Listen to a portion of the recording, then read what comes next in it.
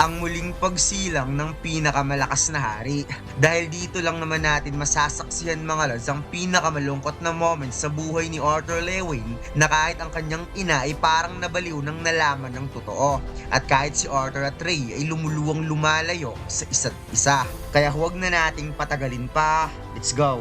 And please like and subscribe sa ating YouTube channel mga lods at mag-follow sa ating Facebook page. Salamat! Nagsimula ang chapter na ito kung saan matapos nga mapag-usapan ni na Arthur and Winsome ang conflict sa pagitan ng Ashura at ng Vretra clan sa pamumuno ni Agrona, lumipat ang eksena sa pamilya ni Arthur na nagluluto at nag-hangout sa labas ng bahay ni Rina na nagsisilbing hideout nila. Namigay ng plato si Rina para simulan ng kanilang hapunan at bigla na lamang may nagsalita na napasabing smells good, kaya napanaway si Ellie dahil kilala niya ang boses na to. Sabay na napalingon si Ray at Alice kay Arthur na kakarating lang na napasabing may pagkain pa bang nakalaan para sa akin dyan? Nabitawan ng dalawa ang platong hawak nila sa saya nang nakita si Arthur at hindi nagatubiling tumakbo ang pamilya ng ating bida para yakapin siya. Na makikita mo talaga mga lods kung gaano sila ka nag-aalala para kay Arthur matapos ang pinakasaddest moment nang nalaman nilang makukulong ang anak nila at sa huli hindi sila nawalan ng pag-asa para muling magkakasama. Napatanong si Ellie kung kumusta na sa Selvi at pangiti namang tumalikod si Arthur na napasabing bakit hindi nyo ko tatanungin kung okay lang ako? Kaya napatawa na lamang si Ray at Alice habang si Ellie ay niyakap ang kuya niya at sinabing, lagi ka naman nakakauwi ng ligtas eh. Subalit bigla na lamang may napadum na presensya na nagpadilat kay Ellie sa sobrang gulat at kahit si Ray at Alice ay nakaramdam din ng napakatinding presensya. Kaya sinabi ni Arthur, Oy, Winsome, pwede bang kumalma ka lang muna? Ipinakilala ni Arthur sa kanyang pamilya si Winsome, ang taong nagligtas sa kanya at ang kanyang future teacher, habang si Rina naman ay kagad yumuko para magbigay ng kanyang paggalang o maybe alam niya na isang DT itong si Winsome. Kaya si Ray at Alice ay awkward na lamang na napangiti na napasabing siguro napakalakas mo bilang isang mage. Maraming salamat nga pala sa pagligtas ng anak namin. Napatanong si Alice kay Arthur kung ang taong ito ay isang future teacher ng anak niya. Teacher para saan? Ngunit si Arthur ay parang nag-aatubiling sagutin ang tanong ng ina niya na napansin naman ni Alice kaya pinabayaan lang muna niya. Basta ang importante kasama na nila ang anak nila ngayon at ligtas. Hinaplos ni Alice ang mukha at buhok ng anak niya at sinabing kailangan munang manghilamos ni Arthur dahil kakagaling lang nito sa mahabang paglalakbay at makikita mo talaga ang mga mata ni Alice mga lods na nabigyan talaga ng buhay. Masayang nagkukwentuhan at nagtawanan ng kanilang pamilya habang kumakain at bigla namang napaahim itong si Winsome na siyang napansin naman ni Arthur kaya nagkatinginan ng dalawa. Tinabi ni Arthur ang platong hawak niya at sinabi kay Rina kung maaari bang kausapin niya muna ang kanyang mga magulang in private. Kung saan tumango naman si Rina, kaya kagad nagtungo si Arthur sa loob ng bahay at sumunod naman si Ray at Alice. At napalingon bigla si Ray kay Ellie at nakita niyang nakipaglaro lang ito kay Selvi. Umupo ang tatlo sa couch. Sinabi ni Ray kung hindi ba sasali sa kanila ang teacher ni Arthur. Ngunit napashake-shake sa ulo ang ating bida dahil wala namang kinalaman ng future teacher niya sa sasabihin niya sa mga magulang niya. Hinawakan ni Alice ang kamay ni Arthur at napawikang, anak, parang pinag-aalala mo kami ah. Sinabi ng ating bida na alam niyang marami ng pinagdaanan ng kanyang mga magulang dahil sa kanya. Ngunit may isang bagay na kailangan nitong malaman at sasabihin niya ngayon kung ano ang bagay na to. Napabuntong hininga ang ating bida at sinabing may isang bagay siyang matagal niya nang pinag-iisipang sabihin simula nung napunta siya sa mundong ito. Biglang napawat si Alice at napatanong kung ano tong sinasabi ni Arthur. Anong napunta sa mundo? Anong ibig mong sabihin anak nung isinilang ka sa mundo? Tinitigan ni Arthur ang kanyang ina at sinabing parang ganyan ngunit hindi masyado. Kaya sinabi ni Alice na hindi niya naiintindihan. Dumuko si Arthur at sinabing magtiwala kayo sa akin. Naalala niya ang lahat sa moment nung ipinanganak siya. Sa panahong yon, ipinadala siya dito at muling ipinanganak. May nangyaring kakaiba na bigla siyang kinuha galing sa mundo niya at dinala siya sa mundong ito. Biglang napataas ng kamay si Ray at seryosong sinabi, "Teka muna anak, kailangan mong magpaliwanag." Habang si Alice ay nasyak sa sinabi ni Arthur, kaya kaagad siyang umalis sa inuupuan niya upang hawakan ang mukha ng anak niya para kumustahin kung ayos lang ba si Arthur at napatanong kung ano ang sinasabi nito patungkol sa ibang mundo. Sobrang nag-aalala si Alice kung saan nga ba talaga galing ang sinasabi ng anak niya. Mula ba ito sa bagong teacher? Ang bagong teacher ba ang nagsabi nito? Hinawakan ni Arthur ang kamay ni Alice at napalingo-lingo na sinabing walang alam ang teacher niya patungkol dito. Walang ibang nakakaalam patungkol dito kundi kayo lang dalawa. Sinabi ni Arthur na hindi niya alam kung ano ang correct term sa phenomenon ito. Matagal na rin niya itong pinag-iisipan, ngunit ang pinakamalapit na paliwanag ay isang bagay na kahawig ng reincarnation. Mas lalong nag-aalala si Alice na napasabing, Arthur, may kakaibang nangyari sa'yo. Matapos kang ilayo sa amin, sinaktan ka ba nila? Anak, susubukan kitang pagalingin, ngunit seryosong napasalita si Ray na wikang, Honey, let the boy speak.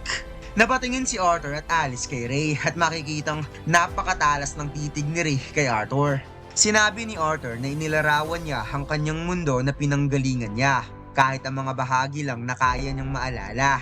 Ikinuwento niya ang kanyang papel na ginagampanan doon, mga ugnayan na meron siya sa napakasakit at detalyadong paraan upang maunawaan ng mga magulang niya na hindi siya gumagawa lang ng kwento. Sa buong oras, tahimik lang ang kanyang mga magulang.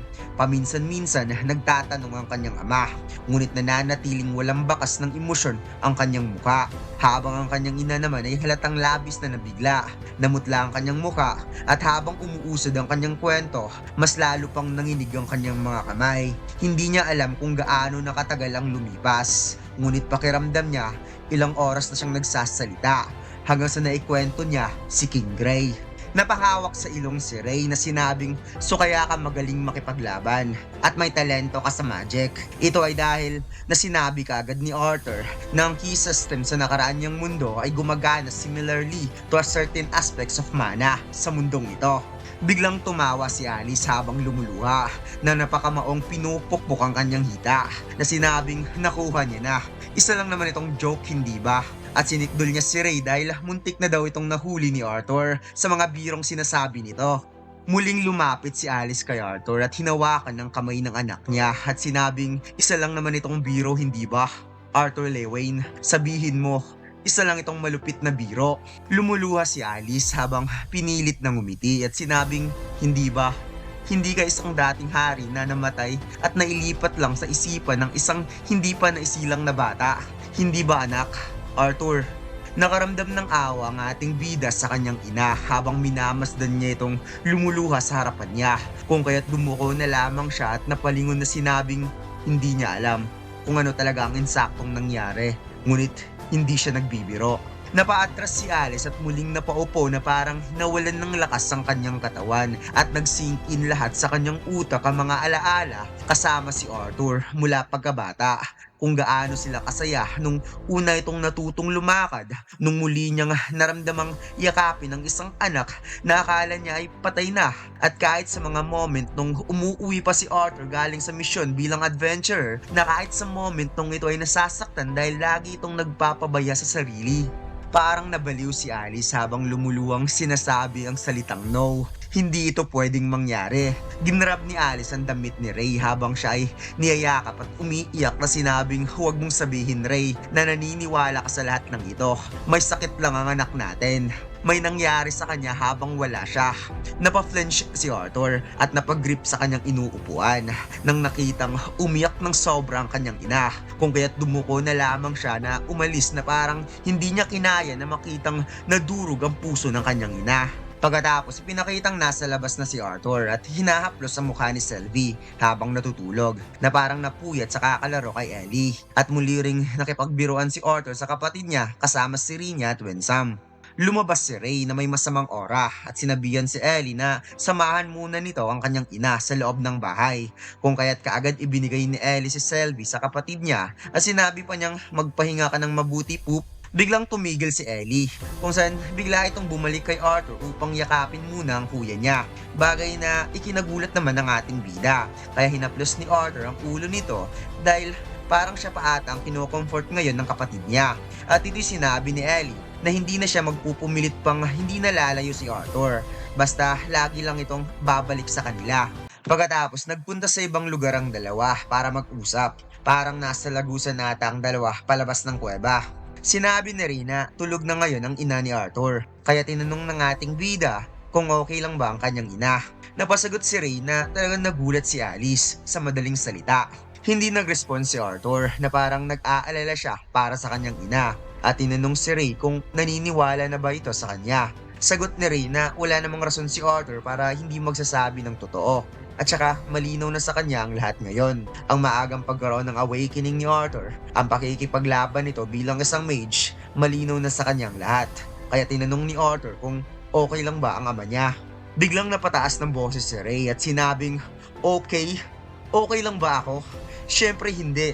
Hindi ito madali para sa akin na lunukin ng lahat, Arthur, or Gray o kung sino ka man. Lahat ng memories na pinagdaanan natin na sa family, pagpapanggap lang pala ang lahat ng yon. Ganun ba talaga ang paraan ng pag-aasta para akalain ka naming isa ka naming tunay na anak? Napahawak sa ulo si Ray sa sobrang galit at inis sa sarili na parang hindi niya alam kung ano ang kanyang mararamdaman dahil hindi niya alam kung paano siya kikilos ngayon bilang ama. Dahil technically, mas matanda pa si Arthur kaysa sa kanya.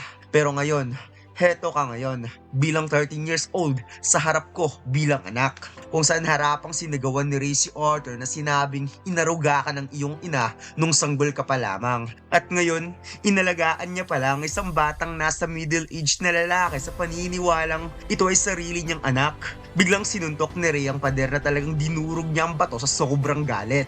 Tumulo ang dugo sa kamao ni Ray at tinanong niya si Arthur kung talaga bang siya ang tunay nilang o baka inagaw nito ang katawan ng isang sanggol na hindi pa isinilang na sana'y magiging anak sana nila. Hindi nagsalita si Arthur at napalingon lang sa gilid at napahawak sa nursery at sinabing hindi niya yun sinadya. Humihingi siya ng tawad. Confused lang talaga siya ngayon. Napatugon si Arthur na tama ang ama niya. Ngunit binawin niya ito at tinawag niya ang kanyang ama sa pangalang Reynolds. Sinabi ni Arthur na gaya ng sinabi niya kanina, ang totoo hindi niya rin alam.